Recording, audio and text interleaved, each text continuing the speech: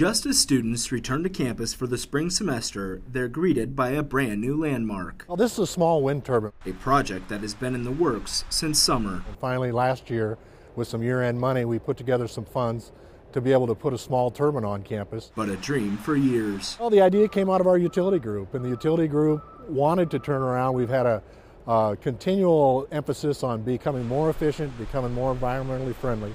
And so this is something we've wanted to do for a while. And already it's turning quite a few heads. Yeah, actually they're surprised. Since it got erected overnight, it's kind of like they look there, they look again, and they go, where did that come from? How long has that been here? You know, and did I miss it? It'll be interesting to see when classes started up next week.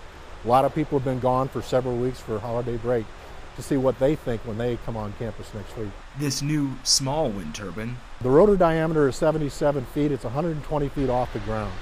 So the total height by the time you're done is about 160 feet from the ground to the tip of the tallest blade. Is just a few feet shorter than the Marston water tower and can pack quite a punch. This 100 kW unit will take and generate about 185,000 kilowatt hours. Now, to put that in perspective, that's about how much electricity that Catt Hall uses on campus or the hub. That single wind turbine can provide enough electricity for 6 American homes. Or it could feed 2 of the knolls for a year. Although it's impossible to know exactly which buildings will actually benefit from the electricity generated by this wind turbine, every bit produced will help. We think it's practical to think that we could get up to 15% of our power from wind or from other renewables, but we're currently in a project right now that is going to turn around and probably reduce our coal burn by another 40% by converting some of our old boilers over to gas. The assembly of the wind turbine took only 2 days and was quite fascinating. The process actually went really fast. Monday morning, December 17th, the semis showed up and a crane showed up. By the end of the day on Monday, they had the 3 sections of the pole were in place, and the nacelle, the box that's on top, was in place.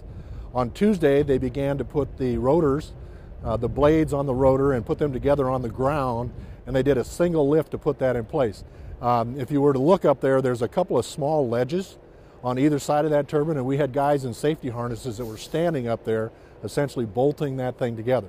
So everything was together by Tuesday, December 18th, and we had the unit operational before the end of the day on the 19th. And it's been powering electricity nearly non-stop since then. This unit does not have a gear drive, so the blades themselves are going right about 60 revolutions per minute. We start to generate electricity at about 7-mile-an-hour wind, and the maximum wind that we can sustain before we'll start putting on the brakes and shutting it down is about 57 miles per hour. And David Miller says winter is actually the best time for the wind turbine. Winter time is a very good time, actually, for wind. If you look at the curves, summer is actually the problematic time when it gets hot and still, and so we're actually at a time of year when it's a very good time for wind power. This isn't the only wind turbine the university owns. We are owners of large wind turbines in northeastern Story County, but we wanted to have something that was physically on campus that would demonstrate our support of sustainability on campus. Iowa State University is primarily a coal-burning facility when it comes to powering the campus, but the idea that we can take renewable energy